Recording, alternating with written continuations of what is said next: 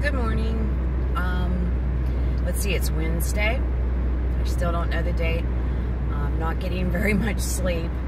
But I am a little bit excited today because I was up late, and last time my son had cancer, he had started to keep a journal and always wanted to write a book about his experience. And I was speaking with a dear, lovely woman online, Kate Gardner, and we were saying maybe that would be something that we could do a book project together in the future. And and it sounds selfish to me, and it is. It's selfish because my son doesn't live with me anymore. He's 23 years old. He lives 2 hours away. And it's a very different experience this time. I'm not there for him to go to all of his treatments and to have him come home and take care of him and be there for him.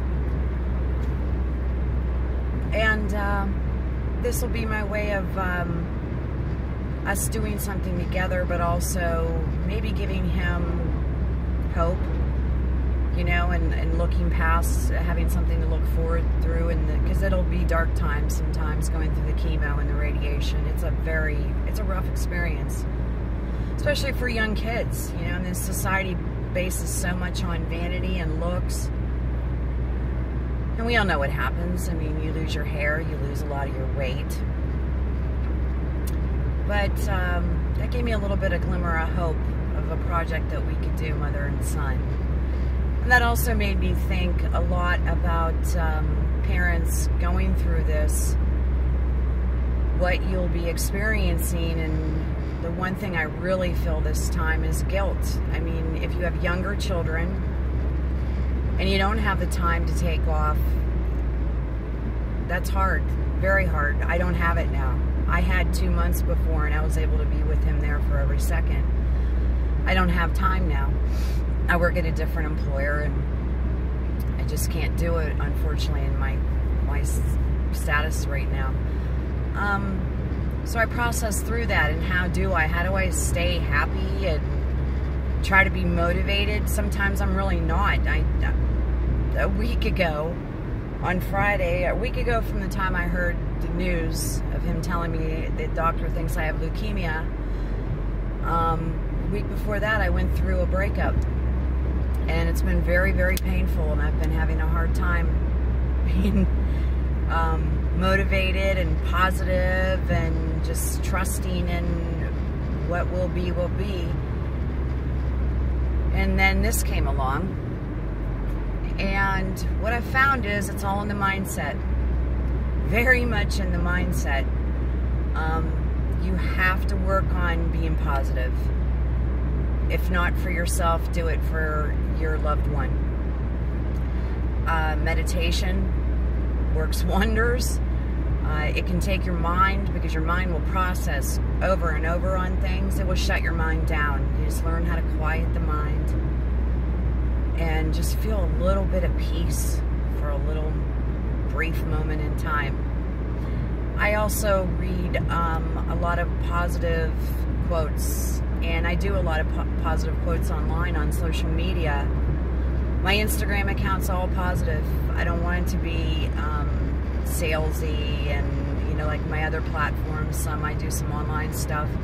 Instagram is to spread happiness, and that's it.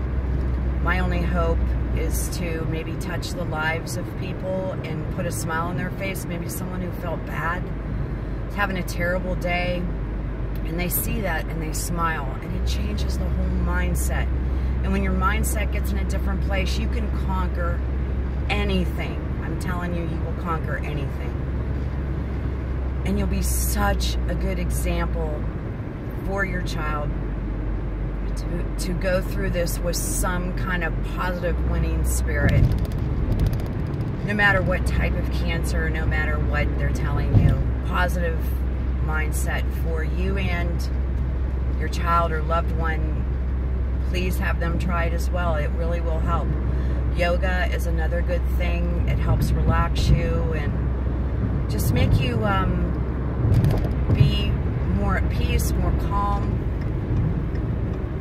I personally am very spiritual. I'm not so much into any one religion per se as I've gotten older. I just practice spirituality. And it is a big help. So I hope that when you're really feeling down, just try to think of something positive. There always is a positive. And it's funny because not really funny, but my friend, my best friend, almost a month ago, she lost her sister-in-law to stage 4 cancer.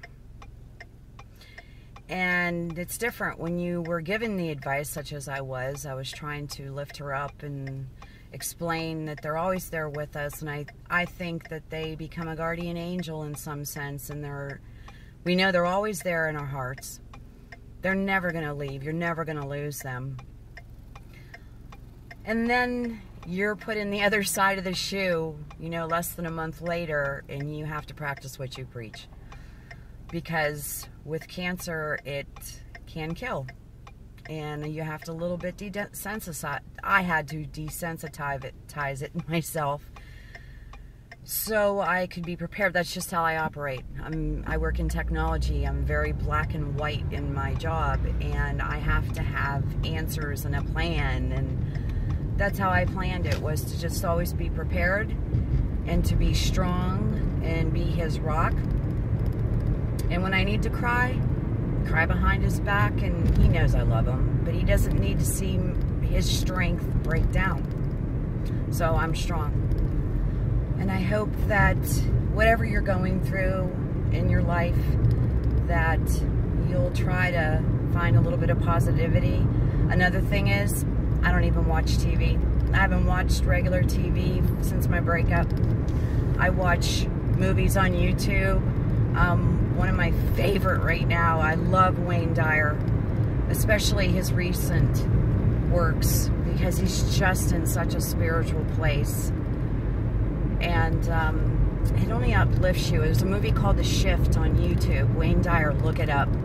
If you're in a bad mood, it will change your attitude, maybe change your life and how you approach things. You can either approach life this way.